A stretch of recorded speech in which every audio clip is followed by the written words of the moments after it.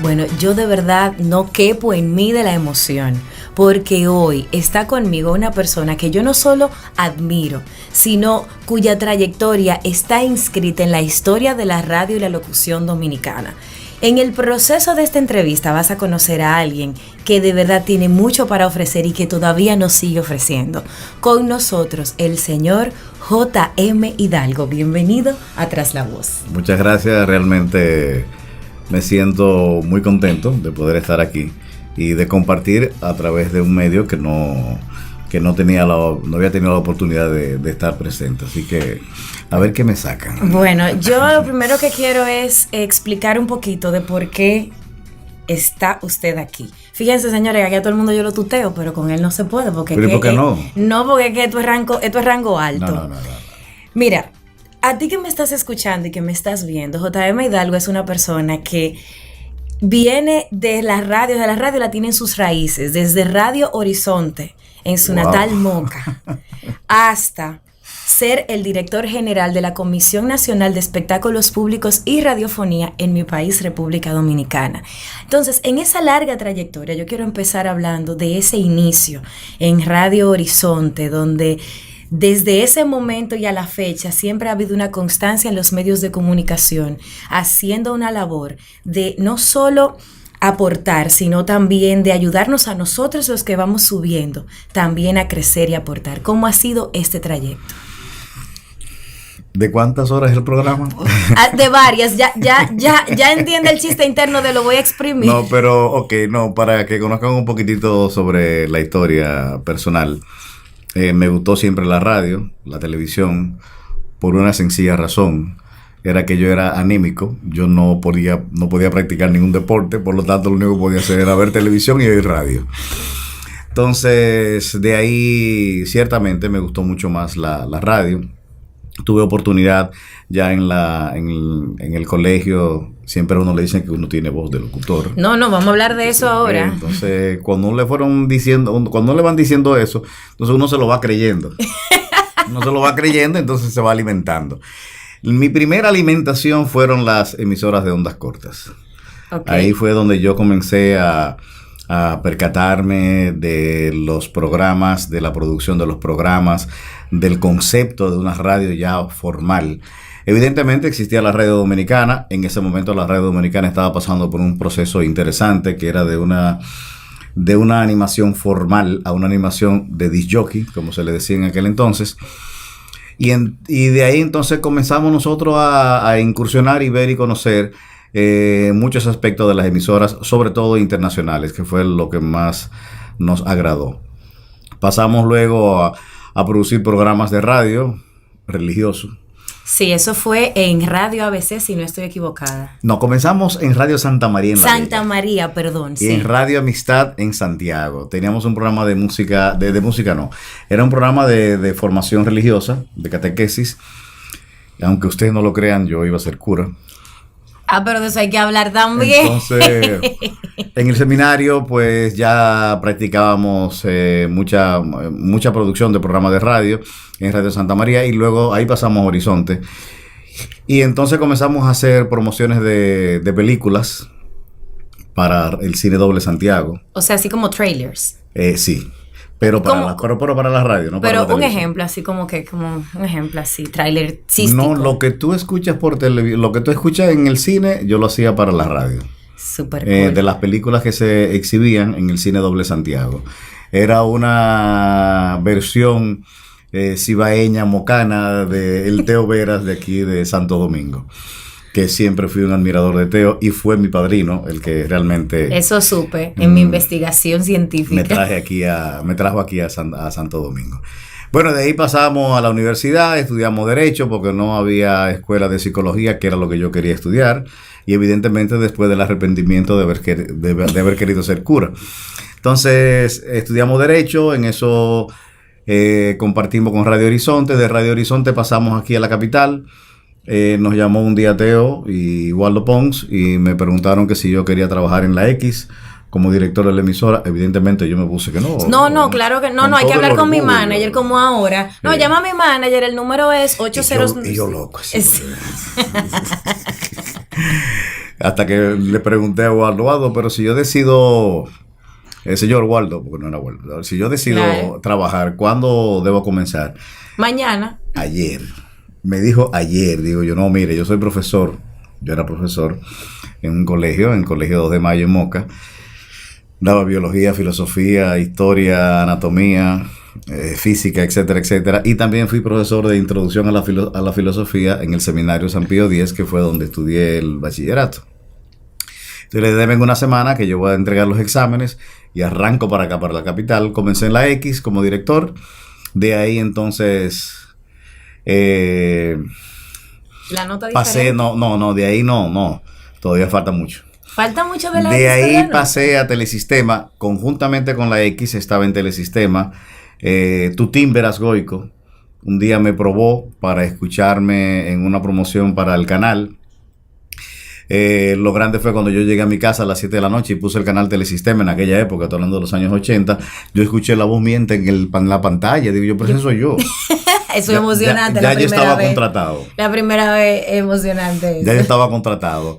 De ahí entonces me solicitaron como director de Radio ABC, pasé también a dirigir Radio ABC, estaba conjuntamente en esos 3 lugares. O sea, en la X y en Radio ABC al mismo tiempo. En la X y en Radio ABC, Telesistema y el Cine Doble Santiago. Hablemos de algo. Para detener. Falta mucho. No, yo sé, tenemos que hablar, pero para ir cortando cosas. ¿Cómo se hace una persona en este mundo del multitasking? Porque ahora estamos en un mundo donde somos todos multitasking. Sin embargo, aparentemente, y no aparentemente, sino eso es algo que se hacía desde antes, pero nosotros creemos que es ahora, que es de hace un tiempo hacia acá. ¿Cómo se hacía una persona para dividirse entre esa? O sea, sabemos que más adelante pasa igual, pero en ese inicio, ¿cómo fue estar en tantos canales al mismo tiempo? O sea, en Santiago, aquí, en un canal, en una emisora como la X, en una emisora como Radio ABC y también Telesistema. Bueno, lo primero fue la formación de uno. Ya uno tenía una formación mucho más, más formal, si se quiere. Y no estábamos en el aspecto de la música nada más. Nosotros no hacíamos cabina, yo no era locutor de cabina, yo era productor, director, encargado de grabación, etcétera, etcétera, etcétera, todo. Pero lo que yo menos hacía era trabajar en una cabina de radio. Casi nunca lo hice al final ya en la nota diferente. Entonces, en ese aspecto, yo tenía más tiempo para desarrollar mi talento. Yo me pasaba un día entero en un estudio de grabación. Empecé a editar con una cuchilla, no ahora con... Igualito que ahora. No, con un gilet. Con un gilet. Con un gilet empezamos eso y ahí a cortar las cintas. A cortar la cinta y editarla con la música, la voz, etcétera, etcétera, etcétera, Dios etcétera. Mío, qué proceso. Todo eso ahora no, ahora es fácil, ahora tú coges y marca y digita. No, y corta, pega y manda. Entonces, eso también pasaba con la película. Con las promociones. Porque en Telesistema yo hacía desde el texto inicial hasta la titulación final. Excelente. Sí. Hacía el texto, hacía la voz, editaba la promoción, seleccionaba todas las escenas de la película que iba a querer, la titulaba finalmente y después la musicalizaba. Todo yo lo hacía. Excelente. En 3 cuartos. En 3 cuartos. Ay, Dios nadie mío. sabe lo que es 3 cuartos. No, yo creo que el millennial y todos los que vienen después que están escuchando este podcast deben estar ahora mismo googleando 3 cuartos. ¿Qué es 3 eso? cuartos. Porque... Era una máquina de video que tenía 2 botones, ¿no? Tenía varios botones. No, igual que una máquina grabadora de antes, pues tampoco es la de ahora. Donde record, play, rewind, pero lo único que la cinta era de 3 cuartos. Excelente. 3 cuartos de pulgada y por eso le decían 3 cuartos. Entonces ahí nosotros editábamos todo con dos canales. Tú le ponías la voz en una, editaba la música en otra, etcétera, etcétera. Uno se le inventaba. Y logramos hacer eso en ese tiempo. ¿Cómo lográbamos eso? Precisamente por eso, porque no hacíamos cabina, no hacíamos ahora horario. Sí. Entonces teníamos tiempo suficiente como para producir en el estudio de grabación, en la estación de televisión, y eso nos ayudó a nosotros a desarrollarnos en muchas facetas. Estamos en un momento interesante, ya entrando en esa parte, porque después de ahí vinieron estas estaciones de radio, o sea, la X es una de las estaciones de radio que para la gente que disfruta la música en inglés, pues es legendaria. Pero luego de ahí vinieron otras en las que también fue director de radio, incluyendo La Nota Diferente, con todo lo que eso implica, con todas las diferencias que eso implica. Entonces quiero que hablemos un poquito acerca de ese cambio de la X a La Nota y lo que trajo La Nota con ese formato tan especial. Ok, un poquito más atrás, cuando trabajaba en el Cine Doble Santiago, yo fui el creador de Radio Amistad, Amistad FM, que era una emisora de música rock, en 101.9 en Santiago de los Caballeros, era la voz que le identificaba, ayudé a programarla y todo eso, y fue cuando vine aquí a la X, que por eso entonces conseguí el trabajo. En la X, nuestro objetivo principal siempre fue ser la emisora más actualizada del momento. Y de hecho, no hay disco, canción, tema alguno en los años 80 que no sonara en el mundo, que no estuviese sonando aquí en el país. Incluso muchos sonaron primero aquí que allá. Excelente. Por una razón, no era porque yo lo quería tampoco. Ah, ok. No, hay un servicio, no sé si existe, creo que sí que existe, Radio Express. Claro, Radio Express. Donde te mandan semanalmente. Unos Anteriormente CDs, te mandaban 10 discos 45. Bueno, yo vi los CDs, fue. Cuando yo empecé a 10 discos 45, esos eran 10 discos 45 que en esa semana, en la semana siguiente, mejor dicho, se iban a estrenar en los Estados Unidos. Nosotros lo recibíamos una semana antes. Y lo ponían de una vez. Como no teníamos el control de ellos allá, teníamos el privilegio de poderla colocar primero. Y así sonamos muchos discos que lo tengo en memoria, por ejemplo, Radio Gaga de Queen, Every Breath You Take de Police, que fueron número 1 en Inglaterra. Todavía no estaban sonando en Estados Unidos. Y ya nosotros en República Dominicana, nosotros teníamos sonando. Entonces la X se convirtió en la emisora de referente de todo lo que era música del mundo, sonaba ahí. ¿Qué pasó de ahí? De ahí, que esa partecita no te lo había dicho, pero que va ahora. Yo estaba también en Telesistema, aparte de hacer las promociones como productor. Entonces yo tenía un programa de televisión que se llamaba Telerritmo. Telerritmo, yo supe de Telerritmo. Sí. Que yo supe de Telerritmo, eso fue muy importante, yo supe ese cuento. Fue un programa de video que nosotros decíamos que era un programa mucho más que de video, porque hacíamos reportajes con jóvenes que hacían diferentes tareas y obras que eran muy interesantes. Entonces ya a mí me estaba yendo muy bien en el programa de televisión, compitiendo con Freddy Verasgoico el domingo en la tarde. ¡Qué bien! Súper bien. Entonces ahí decido, no, yo voy a renunciar de la X y me voy a dedicar ahora a la televisión. Ya, yo soy figura. Así como un influencer ahora. Bien, estoy en televisión, en mi programa Telerritmo. El señor Corripio adquiere entonces Teleantillas. Manuel tiene HJB, la emisora, porque Manuel es el que siempre se ha encargado de los medios de comunicación. Y me dice, oye, nosotros tenemos una FM, que era HJB, que no sabemos qué hacer. ¿Qué tú crees? Dice, no, yo no quiero volver a radio. Y si vuelvo a radio, yo lo que tengo un proyecto de esto. ¿Qué es lo que tú tienes? No, yo quiero una emisora de rock en español, con música americana, pero con rock en español. Dice, por eso es lo que yo quiero. Muy bien. Comenzamos La Nota Diferente con los discos personales de Manuel, que él tenía en su casa, porque aquí no existía esa música en República Dominicana. No, porque es que Los Inhumanos, Hombre C, yo creo que eso... Y mira, nosotros no comenzamos con Los Inhumanos, comenzamos real... Hay un tema que es icónico. ¿Cuál es? Yo quería comenzar la emisora.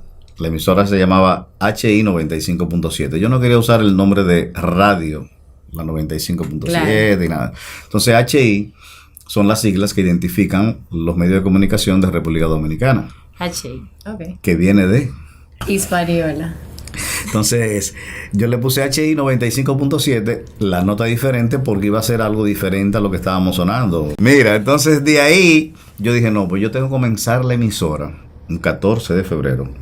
Que Joel el día de cumpleaños de Joel. Tenemos que hablar de esos talentos. No, ni los mencione mucho porque tengo unos cuentos de ellos muy buenos. 14 de febrero, ¿con qué tema yo voy a comenzar a identificar la emisora? Una consola vieja, obsoleta y eso. ¿Con cuál tema fue? Tenía que buscar algo que fuera en español, evidentemente. Ok. Que tuviera algo de rock. Ok. Y que tuviera algo de dominicano, si era posible. Y me encontré con una joya, que era la versión vocalizada en español de un jazz de un dominicano. Ok, yo estoy tensa ya. Desarrollame, al favor.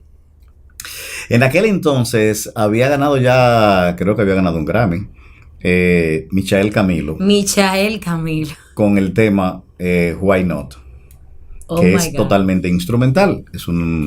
Es rock jazz, pero es mucho más jazz que rock. Se llamaba Why Not. Víctor Manuel, el esposo de Ana Belén, le pone letras. Oh my God. Y hacen una versión vocalizada que se llama La salida no es por ahí. Oh my God. Ese fue el tema que inició La Nota Diferente. La salida. Por si hacen algún concurso alguna vez. No, ya, o sea, yo quiero hacer un concurso ahora mismo, pero... ¿Quién conoce La salida no es por ahí? Y todo eso, y verán lo majestuoso que fue ese tema. Y me cayó como anillo al dedo, identificó la emisora desde un momento, en español, agresiva, rockera. Ana Belén no se conocía en ese tiempo. No. Para esa generación. Claro. Sí se conocía antes, y Víctor Manuel, cuando vinieron aquí con Los 7 días con el pueblo, pero estamos hablando ya de los años 70. Entonces, muy atrás. Yo quiero detenernos un momento en La Nota Diferente. Yo no te he dejado hablar. No, pero es que yo no sé lo que tengo que hablar aquí. O sea, para nada, eso es lo que yo quiero. Yo no quiero hablar. Okay. Pero hay una parte importante aquí. Joel Reyes Colón, que es mi antiguo jefe, mi mentor en términos de no solo de locución, sino también de dirección y muchísimas otras cosas. Pero también mis mentoras, como son Nereida Castillo, Laura Gil, María Victoria, Reinaldo Infante, también Federico Almeida, que es mi hermano y amigo. ¿Quién más me falta? Bueno, me imagino que los nombres me irán surgiendo. Pero Quirogas, pero yo no creo que está por No, con Quirogas yo con Quirogas tuve muy poco contacto. Mauvi Espinosa. Con Mauvi Espinosa también tuve poco contacto. Pero con estos que mencioné, más otros tantos que vamos a hablar ahora, son talentos que han... O pasaron ya, porque no sé en qué momento voy a poner este episodio, o están por pasar, pero en el otro programa. Sí, no, aquí, en este podcast, o sea, hay varios que ya han venido, pero lo más importante es, yo quiero destacar dos cosas. Uno, son figuras representativas de la locución dominicana, son gente que definitivamente han hecho la diferencia en nuestra labor. Ese es el primer punto que quiero destacar. Y el segundo que quiero también resaltar es que son personas que, o sea, que más que eso, es que fue como una cuna de talentos La Nota Diferente, que después de que descubrió esas personas, entonces salieron a comerse el mundo. Entonces quiero saber cuál fue el ojo clínico que se usó para elegir tantos talentos con tan buena puntería. Yo puedo decirte que yo aprendí eso de Teo. Ser muy abierto, valorar a las personas. Nunca tuve miedo de que nadie ocupara mi posición, de que alguien... No, al contrario, de que si yo veía a alguien con talento, con un mínimo de talento, yo simple y sencillamente lo motivaba, lo incentivaba y lo guiaba. De ahí en adelante, su dedicación era lo que le iba a dar el éxito, evidentemente. Y en cada uno de los que trabajaron en La Nota Diferente fue así. Porque también otro de los elementos que tenía La Nota Diferente, aparte del rock en español, del rock en inglés y todo eso, bla, bla, bla, es que fue la primera emisora de rock 24 horas con animación en vivo. Desde la X yo escuchaba la emisora, bueno, desde Radio Horizonte yo siempre escuchaba la emisora las 24 horas del día. El reloj despertador no era un reloj, no, era el radio en la cabecera de mi cama. 24 horas. Yo sabía cuando la emisora estaba fuera del aire, a qué hora se fue, a qué hora volvió, quién no fue, todo eso. 24 horas. Yo viví la estación 24 horas. En La Nota Diferente había un programa que se llamaba El Club de los Conejos, que era de Luigi José. Y una noche, Joel se queda cubriendo a Luigi José con El Club de los Conejos, pero no lo hizo como El Club de los Conejos, lo hizo como El Club de los Perros, y hubo una llamada que Joel estaba hablando así, buenas noches, llámame, no sé qué, y entonces hubo una llamada. Mira, muchas de esas cosas yo no las recuerdo, sinceramente. Pero era precisamente la oportunidad que tenían de expresarse y de hacer cosas originales. Luis José tenía eso con de los conejitos. ¿Cómo se llama? Quiroga García era el jefe de los estudiantes de arquitectura de aquella época, porque amanecían con él y cuando él terminaba de trabajar a las 6 o 7 de la mañana, entonces se iba a juntar con ellos después de haber estudiado la noche entera a desayunarse. Pues en el caso del Club de los Perros fue que Joel me hizo el cuento, porque yo llamé a Joel ahorita y le dije, Joel, yo necesito que tú me des algunos cuentos. No, es que hubo una llamada. O sea, según él me contó, usted oyó a Joel hablando, haciendo esto, y entonces él me dijo, no, Patricia, y yo estaba ahí y yo hice aquella presentación, y entonces él toma la llamada y responde precisamente con esa voz así, es el Club de los Perros, no sé qué. Y una de las llamadas fue usted. Y entonces que lo dejó terminar, que él dijera todo lo que iba a decir y que hubo un silencio. Y me dice él, y hubo 3 segundos, 2 segundos, 1 segundo. Y luego una risa en el fondo y Joel se puso blanco. Él me dijo, yo quedé duro. Pero él lo recuerda con mucha alegría y me dijo, y esa fue la única vez que salió el Club de los Perros, nunca más. Eso fue una estrella fugaz en mi carrera, me dijo él. Sí. No, porque la emisora tenía un concepto muy, muy especial. Sí. Todo lo que allí se hacía tenía un concepto. Por ejemplo, el nombre de la nota diferente. Era precisamente porque estábamos colocando música que no era tan solo rock. Nosotros colocábamos incluso ahí, llegamos a colocar por mucho a Raúl Di Blasio, con uno de los temas que se llama, se me fue, que algo que tiene que ver con tren, no me recuerdo. A Michael Camilo. Nosotros colocábamos música de rock and roll, de rock viejo, de rock pesado, de rock nuevo, de todo, y de música relajante como eso de los Inhumanos y todo.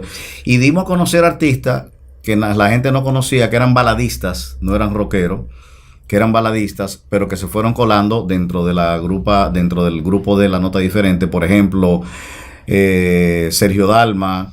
Me voy a recordar de muy pocos, porque son tantos. El mismo Joaquín Sabina no era un rockero en esa época. No, y aparte de que eso era lo interesante de La Nota Diferente, que en ese entonces era una estación, porque yo la heredé de mi hermano. O sea, mi hermano era fanático. O sea, en mi casa lo único que se escuchaba. No, yo me cuido de los años, pero es verdad, mi hermano mayor era fanático sobre todo de Nereida. Él oía mucho a Nereida en un turno que él ya tenía en la noche. Entonces en mi casa se oía mucho eso. Y yo recuerdo que la primera vez que se oyeron los Inhumanos en mi casa fue porque mi hermano no sé dónde consiguió un cassette, un asunto de esos. Y eso en mi casa sonó, o sea, era como la Orquesta Mondragón, ¿qué te puedo decir? Muchos grupos, Duncandú, son tantos, que aquí nunca se escucharon. No, y ni se volvieron a escuchar tampoco. Bueno, eso pasó. Que después en Santiago sí sonaban algunas emisoras, sonaban algunos de esos temas. Porque uno de los locutores que yo tenía, que era Tony Rodríguez, yo me lo traje para acá, para la capital, para que él presentara esa música. Y así fue como fuimos dando a conocer a todos esos artistas. Entonces, eso de La Nota Diferente tenía un sentido. El nombre de la emisora, HI 95.7. Porque, ¿dónde surge La Nota Diferente? En ese concepto. Entonces, nuestro hit parade no era un hit parade. No eran las 10 canciones más pegadas. Se llamaba Selección .7. Pero una cosa. ¿Por qué Selección .7? Porque era la selección de las 7 canciones principales del día. Un hit parade, un recuento de favoritas que se hacía todos los días a las 11 de la noche. De las 7 canciones que más sonaron en el día. De las que sonaron en el día. En el día. No en el mes. No, después se hacía una semanal. Ok. Ya te digo como el concepto de la de semanal. Entonces, pero después de eso, nosotros tuvimos la oportunidad de estrenar un disco diario y nos sobraban canciones. Pero una cosa. Un disco diario. Y esa edición se llamaba Edición Premier, que era a las 12 de la noche en punto. La hacía Joel. Joel. La selección .7, las 7 canciones que sonaban en el día. El pronóstico de la semana, el que decíamos que iba a ser el número 1, pero también el estreno del día, que era la edición premier. Era todos los días, incluyendo de lunes a domingo. De lunes a domingo. Y eso fueron cosas que salieron como. Nos sobraban canciones. No, me refiero a esos conceptos tan acabados, tan pulidos y sobre todo tan orgánicos, alineados al concepto de la emisora. ¿Cómo surgen? Bueno, surgían incluso muchos de los muchachos. Ahí debo de reconocer, por ejemplo, a Alex Solo, que estuvo en la primera etapa de La Nota Diferente. Joel contribuyó muchísimo. Quiroga, que era un loco viejo, que hizo anuncio para vender un mono. Vendo un mono y ese anuncio se vendió y la gente lo que estaba preguntando quién es que vende el mono. Impresionante. Luego teníamos, ¿qué otra cosa singular en esa parte? La repetición instantánea. Que era un tema hitmaker. Eso llegó, yo que me imagino que eso se convirtió en un hitmaker natural. Bueno, eso fue una revolución. Yo era un fanático de eso y a John Nereida le pedía las canciones que a mí me gustaban, entonces ella... Y repítemela, por favor. Nereida el otro día, de hecho, que pasó por aquí, y ella hacía la anécdota de que cuando ella entra a La Nota Diferente, ella tuvo la oportunidad ella hacía como unas noticias, que ella le daban una revista, sí. Y ella le daban una y ella tenía que estirarle el mes completo. Sí. Para ella mantenerse haciendo los boletines. Y ella recuerda esa etapa con un inmenso cariño. Pero lo que yo quisiera saber en ese sentido es, aparte de esa ola de maravillosas personas con las que La Nota creció, y esa dirección tan estructurada y sobre todo tan estratégica, ¿cuál fue la otra cosa que usted entiende que La Nota Diferente dejó como legado para nosotros, las nuevas generaciones que llegamos después, a la parte de la comunicación? Ok, antes de eso, ¿por qué selección .7? La emisora era la 95.7. Así es. El 7 realmente es la frecuencia que identificaba las otras emisoras que estaban en los 95. Así, excelente. 7 era el verdadero. 7 es un número cabaloso. Exacto. 7 son los días, 7 son los colores. No, y el 7.